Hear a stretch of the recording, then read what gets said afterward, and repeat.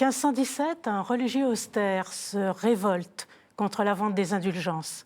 Et en 1520, avec ses partisans, il brûle la bulle qui le condamne. Pourquoi Luther a-t-il réussi? Dieu sait si les polémiques ont flambé. Chez les catholiques, au moins jusqu'à Denifle, le Grisard et Christiani, en plein XXe siècle. L'Église plaçait alors Luther et ses fidèles dans la longue liste des hérétiques, d'Arius à Jan Hus, qui ont mis en cause leur salut en quittant l'Église véritable. De leur côté, les protestants accusaient l'Église romaine d'abuser les fidèles et de les éloigner du salut. Il s'agissait soit de justifier le choix de la rupture, soit d'appuyer une reprise en main romaine. Or, nous connaissons mieux aujourd'hui les circonstances de la naissance de la Réforme, depuis que les Congar, Chaunu, Delumeau ont étudié de près les événements et les textes sans vouloir justifier leur Église. Que disent aujourd'hui les historiens protestants et catholiques qui ne sont plus empêtrés dans les nécessités de la controverse? Ils savent que celle-ci a construit des mythologies de part et d'autre. Ils disent, à partir de la documentation originale, que l'aspiration aux réformes est une caractéristique du début du XVIe siècle. Ils réfléchissent enfin au sens du succès de Luther et de la radicalisation pour notre monde actuel.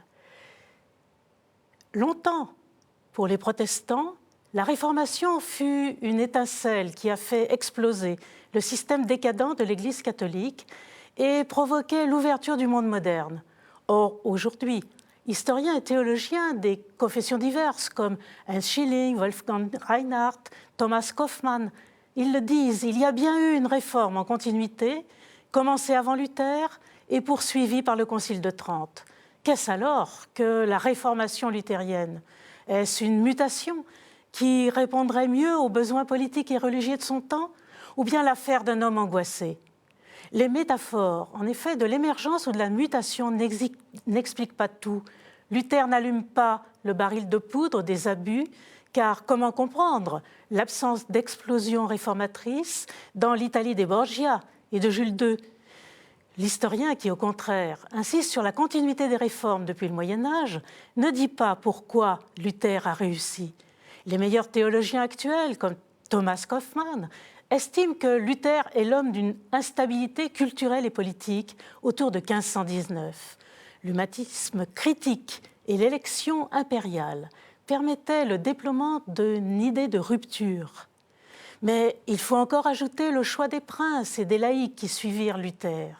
Il faut aussi penser le rôle des villes privilégiées et des communes choisissant la religion et le théologien qui servaient le mieux leur identité collective. L'émergence du schisme est bien plus liée à la décision individuelle qu'on ne le pensait, en effet, car le changement de religion, la conversion, est typique du christianisme depuis sa sortie du judaïsme. Si les interprétations ne sont pas unanimes, elles sont très loin de ce que l'on disait en présentant un Luther religieux débauché et une église romaine décomposée par les abus. En fait, nous savons aujourd'hui, grâce aux visites pastorales des évêques, que la Réformation a réussi là où les réformes de l'Église avaient commencé. L'Église médiévale constituait un système ouvert, tolérant une certaine dose de divergence, incontrôlable certes, mais peu gênante pour Rome, tant qu'elle restait restreinte et fidèle à l'Évangile. Mais les temps changeaient. Luther fut le premier à dire qu'il était devenu impossible de trouver le salut dans l'Église existante si elle restait telle qu'elle était, opposée à la justification et à l'autorité de l'Écriture. Quant à la diète de Worms, en 1521, on lui fait remarquer que son message engendre scission et discorde. Luther répond qu'il est nécessaire de lutter contre les préjugés et qu'il est dans la nature de l'Évangile de diviser, c'est Matthieu 10, et qu'il faut obéir à Dieu et non aux hommes. Cette radicalisation est dévastatrice chez les humanistes, habitués à discuter, et pour l'Église romaine qui choisit le Concile de Trente et le Saint-Office. Devant Charles Quint, Luther ose dire « Je suis lié par les textes scripturaires que j'ai cités et ma conscience est captive des paroles de Dieu. Je ne puis ni ne veux me rétracter en rien, car il est accablant, funeste et dangereux d'agir contre sa propre conscience. Je ne puis autrement, me voici, que Dieu me soit en aide. » Voilà une conscience de croyant qui s'en remet à la miséricorde divine, et ceci a fait oublier que Luther est déjà instrumentalisé par Charles Quint. Celui-ci fait ainsi primer la diète et le droit impérial sur la curie romaine et le droit canon. Et les villes, en organisant des joutes théologiques en langue vernaculaire, en profitent pour affirmer leur pouvoir politique en contexte anticlérical. C'est ainsi que Zwingli arrive au pouvoir à Zurich. Mais imprévu fut l'entrée dans le jeu de l'homme du commun, désireux de contrôler son église locale en élisant son curé. En l'espace de 10 ans, la rupture est faite. L'Église romaine n'a pas su se mobiliser, faute d'avoir pris au sérieux ses quêtes spirituelles. Des forces politiques nouvelles s'emparent alors des structures ecclésiastiques parce que le primat de l'écriture et le primat de la conscience personnelle sont refusés par le magistère.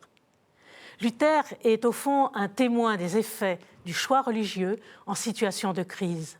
Son destin montre que le radicalisme appelle le radicalisme quand on ne sait pas analyser les quêtes spirituelles exprimées.